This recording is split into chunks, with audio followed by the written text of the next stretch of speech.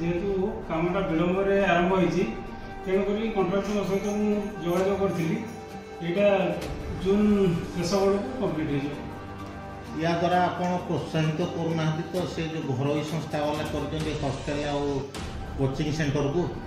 ना सर यहाँ किसी प्रोत्साहित करानी जेहेतु सरकार सब अनुदान गुड़ाक विलंब ये जो कार्यटा आरंभ विलंब ये कार्यटा विलंब गरीब पिला को आदर्श विद्यालय पाठ पढ़ाई अभिभावक माने चाहूता बेले रहिबा एवं खाइबार बंदोबस्त संपूर्ण सरकार हाथ को नहीं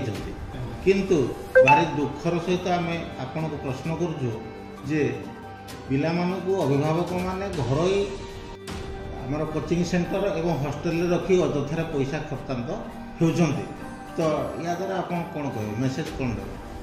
नहीं सर यहाँ तो सब स्कूल से प्राथमिक समस्या होची प्रथमे बाहर रही कि परवर्ती समय जो आमर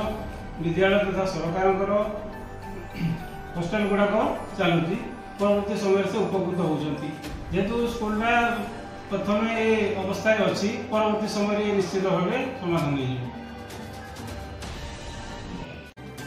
आत्मनिर्भर समाचार को फॉलो करंतु लाइक दिंतु शेयर करंतु कमेंट दिंतु सब्सक्राइब करंतु आत्मनिर्भर समाचार सहित जोड़ी हंतु रही नमस्कार।